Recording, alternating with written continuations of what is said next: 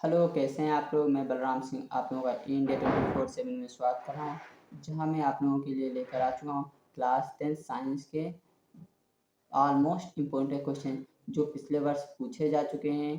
किस प्रकार से उनको सॉल्व करना है, किस प्रकार से हमें करना, आने वाले जो पेपर हैं उनकी किस प्रकार से तैयारी करना, हम आप लोगों को इस क्लास में पूरे स्टेप बाय स्टेप तैयारी कराएंगे। ठीक है, तो हमें किस प्रकार से करना होगा, किस प्रकार से हमें सॉल्व करना होगा, वो हम आप लोगों को पूरी जानकारी देते रहेंगे। तो आप लोगों ने अगर हमारे चैनल को लाइक और सब्सक्राइब नहीं किया, लाइक और सब्सक्राइब कीजिए, लोगों को शेयर कीजिए। ठीक है, अगर आप लोगों को इस क्लास के नोट्स या पिछली क्लास के नोट्स चाहिए हों तो आप हमें मैसेज कर सकते हैं या कॉल हमें कर सकते हैं। ठीक है, तो चलिए आज का हमारा क्वेश्चन, आज हम स्टार्ट करने वाले हैं क्लास 10th के साइंस का चैप्टर 4, जिसका नाम है कार्बन तथा उनके यौगिक। इसमें हम कुछ पिछले क्वेश्चन देख चुके थे और उनकी जानकारी हम प्राप्त कर चुके थे। तो आज हम उनके आगे के कुछ इंपॉर्टेंट क्वेश्चन होंगे वो सारे हम देखेंगे, उनको किस प्रकार सॉल्व करना होगा वो सारे देखेंगे, किस किस प्रकार से क्वेश्चन पूछे जा रहे हैं वो सारी हम जानकारी इसमें देखेंगे। तो आप लोगों ने अगर लाइक नहीं किया, लाइक कीजिए और शेयर कीजिए लोगों को। क्वेश्चन हमारा इस प्रकार से दिया हुआ है, क्या होता है जब केवल केवल रासायनिक समीकरण लिखें, यानी जब हम रिएक्शन कराते हैं तो हमें क्या प्राप्त हो रहा है वो हमें बताना है। जैसे मीथेन का दहन कराया जाएगा, पहला हमारे पास क्या दिया, मीथेन का दहन कराया जाता है तो हमें क्या प्राप्त होता है। सेकंड है हमारा एथिल अल्कोहल की अधिक मात्रा को सांद्र सल्फ्यूरिक अम्ल के साथ गर्म किया जाता है, यानी एथिल अल्कोहल को सल्फ्यूरिक अम्ल यानी H2SO4 के साथ हम गर्म जब करते हैं तो हमें क्या प्राप्त होता है। आगे हमारे पास दिया है सुक्रोज का किण्वन किया जाता है, क्या कहा, सुक्रोज का किण्वन किया जाता है। इसका रासायनिक नाम लिखिए और हमें बताइए कि क्या प्राप्त होगा। चौथा हमारे पास दिया है ethyl bromide jelly potassium hydroxide से क्रिया करता है, यानी एथिल ब्रोमाइड की जब पोटेशियम हाइड्रॉक्साइड से क्रिया कराते हैं तो हमें क्या प्राप्त होता है। पांचवा हमारे पास दिया है एथिल अल्कोहल की सोडियम धातु के साथ क्रिया कराते हैं तो हमें क्या प्राप्त होता है। चलिए इनको हम किस प्रकार से लिखते हैं, चलिए देख लेते हैं। जब हमारा पहला था हमारे मीथेन की क्रिया, जब मीथेन को जलाते हैं यानी ऑक्सीजन की उपस्थिति में जलाते हैं तो हमें क्या प्राप्त होगा, तो कार्बन डाइऑक्साइड और H2SO4 प्लस साथ में ऊष्मा हमें प्राप्त होती है। सेकंड हमारे पास था यानी एथिल अल्कोहल को सल्फ्यूरिक अम्ल के साथ क्रिया कराते हैं तो हमें क्या प्राप्त होगा, जब इसकी क्रिया कराएंगे तो हमें क्या प्राप्त होगा, एथिल हाइड्रोजन सल्फर प्राप्त होगा। क्या प्राप्त होगा, एथिल हाइड्रोजन सल्फर प्राप्त होगा और साथ में हमें H2O प्राप्त यानी जल प्राप्त होगा। ठीक है, इसको अगर हम इस प्रकार से भी कराएं, जैसे C2H5HSO4, अगर हम इसकी दोबारा रिएक्शन एथिल हाइड्रोजन सल्फर की दोबारा रिएक्शन कराएं किसकी उपस्थिति में, एथिल अल्कोहल की उपस्थिति में कराएं तो हमें क्या प्राप्त होगा, डाई एथिल ईथर प्राप्त होता है। क्या प्राप्त होता है, डाई एथिल ईथर प्राप्त होगा, साथ में हमें H2SO4 प्राप्त हो जाएगा। तीसरा हमारे पास था सुक्रोज की जब क्रिया जल के साथ कराते हैं तो हमें क्या प्राप्त होता है, तो हमें क्या प्राप्त होगा बच्चों, तो हमें को ग्लूकोज प्राप्त होगा और फ्रक्टोज प्राप्त होगा। इसका सूत्र होता है C6H12 और C6, इसका भी वही सूत्र होता है। ठीक है, तो ये दोनों हमें प्रोडक्ट प्राप्त होंगे। तो हमारे पास ग्लूकोज प्राप्त होता है, इसकी हम दोबारा अगर किण्वन से क्रिया कराते हैं तो हमें एथिल अल्कोहल प्राप्त होता है और साथ में कार्बन डाइऑक्साइड हमें प्राप्त होगा, ये गैस के रूप में बाहर निकल जाता है। आगे हमारे पास 4 नंबर दिया हुआ है C2H5Br यानी एथिल ब्रोमाइड की क्रिया जब पोटेशियम हाइड्रॉक्साइड से कराते हैं तो हमें क्या प्राप्त होगा। इसकी क्रिया यदि हम कराएंगे तो एथिल अल्कोहल प्राप्त होगा और पोटेशियम ब्रोमाइड हमें प्राप्त होता है। पांचवा हमारे पास दिया हुआ था C2H5OH यानी एथिल अल्कोहल की क्रिया हम सोडियम धातु से कराते हैं तो हमें क्या प्राप्त होगा, सोडियम थाइऑक्साइड प्राप्त होगा, साथ में हमें हाइड्रोजन प्राप्त होगा। चलिए इसके आगे कोई क्वेश्चन देख लेते हैं। आगे हमारे पास एथिल एस्टेट को क्षारक की उपस्थिति में जल अपघटित कराते हैं, यानी जब एथिल एस्टेट को हम क्षारक की उपस्थिति में जल अपघटन कराएंगे तो हमें क्या प्राप्त होगा। सातवां हमारे पास दिया है एथिलीन की क्रिया क्षारीय पोटेशियम परमैंगनेट के साथ से कराई जाती है तो क्या होता है। आठवां हमारे पास दिया है एथिल अल्कोहल को Al2O3 के साथ 50 से 380 डिग्री सेल्सियस पर गर्म किया जाता है तो हमें क्या प्राप्त होगा। आगे हमारे पास दिया है क्वेश्चन नंबर 9, एथिलीन की क्रिया ओजोन से होती है तब हमें क्या प्राप्त होगा। 10 नंबर हमारे पास दिया है एथिल अल्कोहल को संध H2SO4 के साथ 160 डिग्री से 170 डिग्री तक गर्म करते हैं तो हमें क्या प्राप्त होगा। ये आप लोगों के यूपी बोर्ड के, बिहार बोर्ड के एग्ज़ाम में पूछे जा चुके हैं। तो आप लोग मोस्ट इम्पोर्टेंट क्वेश्चन है आप लोगों के लिए, ये अक्सर पूछे जाते हैं तो आप लोग इन्हें नोट कर लीजिएगा। ठीक है, तो आप लोगों ने अगर हमारे चैनल को लाइक और सब्सक्राइब नहीं किया, लाइक और सब्सक्राइब कीजिए, लोगों को शेयर किए। चलिए हम इनके आंसर देख लेते हैं, हमें इनको किस प्रकार से करना होगा। तो हमारे पास दिया था 6 नंबर, जब एथिल एसीटेट की क्रिया जल के साथ और क्षारक की उपस्थिति में हमें कराते हैं तो हमें क्या प्राप्त होगा, एसिटिक अम्ल प्राप्त होगा, साथ में एथिल अल्कोहल प्राप्त होता है हमारा। तो आप लोग इस प्रकार से नोट कर लीजिएगा। आगे हमसे पूछा था एथिलीन की जब क्रिया जल के साथ और ऑक्सीजन के साथ यानी पोटेशियम मैग्नेट क्षार के साथ उपस्थिति में हम कराते हैं तो हमें क्या प्राप्त होगा, एथिलीन ग्लाइकॉल प्राप्त होता है। तो आप लोग इसे नोट कर लें।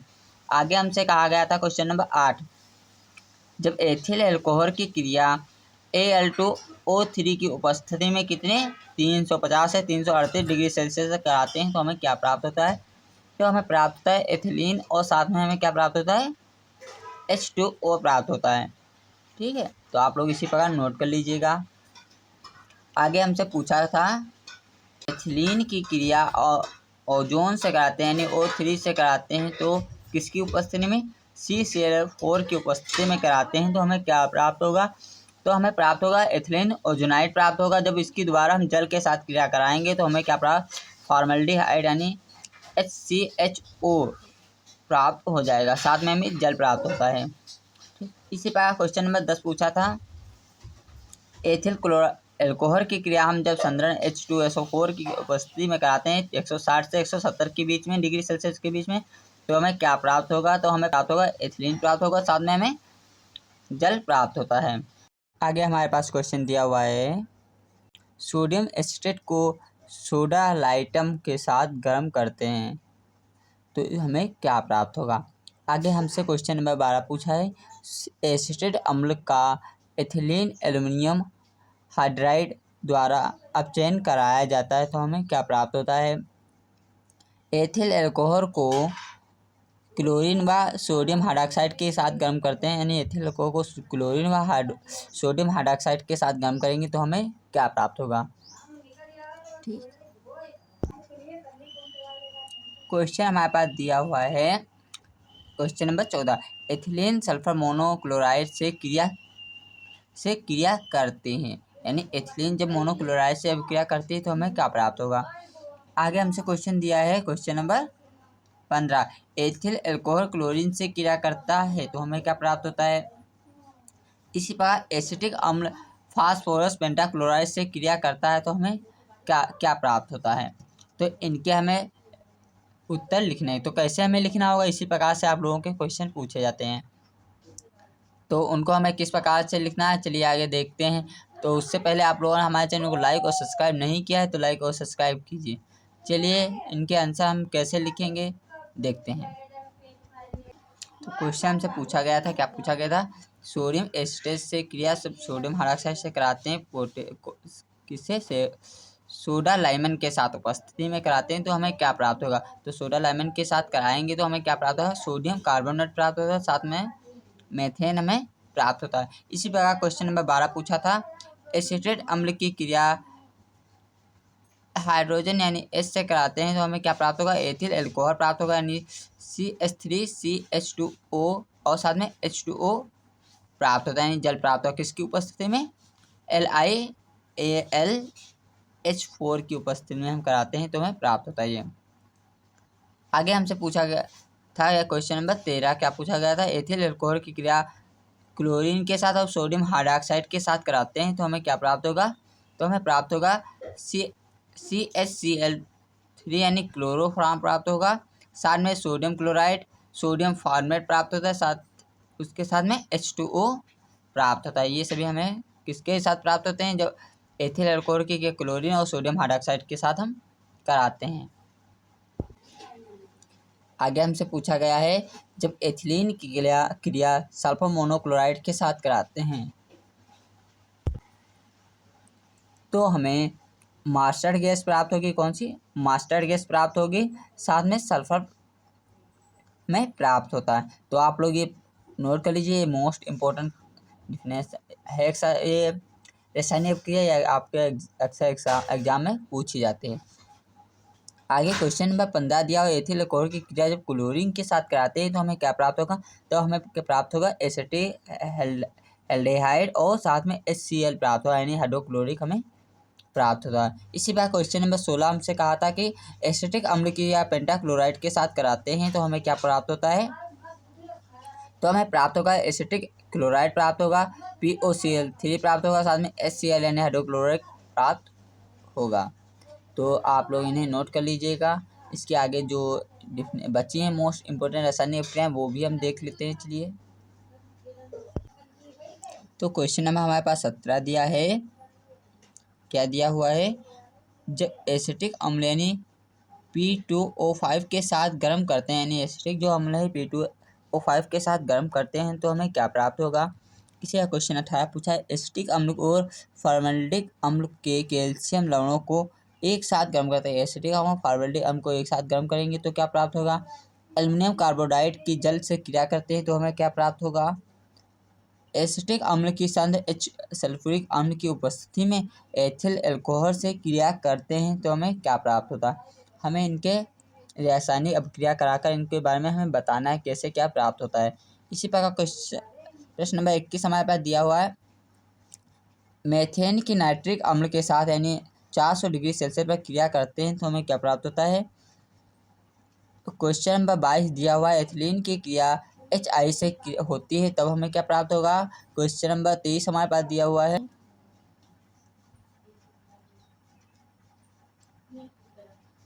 एथिल अल्कोहल की सांद्र H2SO4 के साथ 140 डिग्री सेल्सियस पर गर्म करते हैं तो हमें क्या प्राप्त होगा? इसी नंबर क्वेश्चन नंबर 24 हमसे पूछा गया है। क्वेश्चन नंबर क्या हुआ है? मेथेन क्लोरीन से क्रिया करते हैं तो हमें क्या प्राप्त? एथेनोइक अम्ल सोडियम कार्बोनेट के साथ क्रिया करता है। इसी पर क्वेश्चन नंबर 26 हमारे पास दिया है, एथिल एसिटेट सोडियम हाइड्रॉक्साइड के साथ अभिक्रिया करता है तो हमें क्या प्राप्त? ये सभी जो है आपको रासायनिक अभिक्रिया पर ये वेरी मोस्ट इंपॉर्टेंट रासायनिक अभिक्रियाएं हैं, तो आप लोग इन्हें नोट कर लीजिएगा। ठीक है, ये आपके अक्सर एग्जाम में पूछी जाती हैं या कंपटीशन एग्जाम में भी यही लगभग पूछी जाती हैं। ठीक है, चलिए उनको हम किस प्रकार से लिखते हैं देख लेते हैं। तो हमें क्या है, क्वेश्चन नंबर हमारे पास 17 पूछा गया है कि एसिटिक अम्ल के P2O5 के साथ क्रिया कराते हैं तो हमें क्या प्राप्त होगा? तो हमें प्राप्त होगा एसिटिक एनाहाइड, यानी इसके दो एसिटिक अम्ल के कितने अणु लेंगे? 2 अणु लेंगे, तब इसके साथ क्रिया कराते हैं तो हमें क्या प्राप्त होता है? एसिटिक एनाहाइड प्राप्त होगा, साथ में H2O प्राप्त होता है। ये आप लोगों को देखना है किस प्रकार प्राप्त होगा, किस प्रकार रासायनिक क्रियाएं हो रही, तो आप हमारे पिछले वीडियो दिया गया है उसमें आप देख सकते हैं। ठीक है, चलिए देखते हैं आगे। हमारे पास क्वेश्चन नंबर 18 कहा गया है कि CH3COO2 यानी कैल्शियम एसिटेट की क्रिया कैल्शियम फर्मेंट से कराते हैं तो हमें क्या प्राप्त हो? तो हमें प्राप्त होगा एसिटिक प्राप्त होता है, यानी गर्म करंट टेम्परेचर देंगे तो एसिटिक प्राप्त होगा, साथ में कैल्शियम कार्बन डाइऑक्साइड हमें प्राप्त होता है। इसी पर जब हम एल्युमिनियम कार्बोनाइड की क्रिया यानी Al4Cl3 का जल अपघटन करने पर मेथेन गैस प्राप्त होती है। एल्युमिनियम कार्बोनाइड के साथ क्रिया करने पर, किसके जल के साथ हमें करने पर? एल्युमिनियम हाइड्रेट और मेथेन हमें गैस प्राप्त होती है। तो आप लोग इसे नोट कर लीजिएगा। इसी प्रकार क्वेश्चन नंबर 20 हमसे कहा गया है,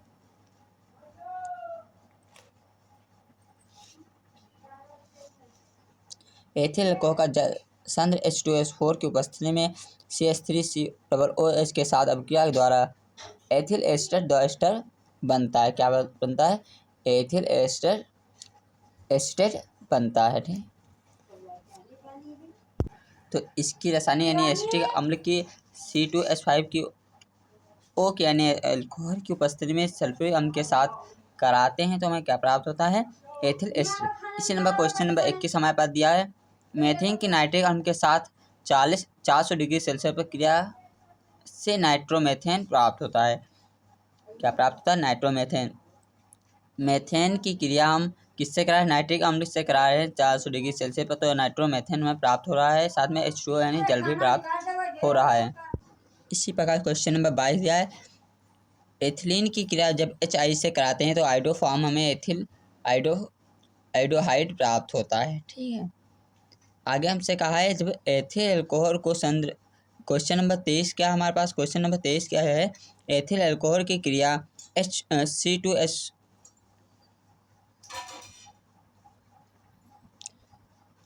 C2SO4 के साथ उपस्थिति में कराते हैं तो हमें कितनी डिग्री सेल्सियस पर?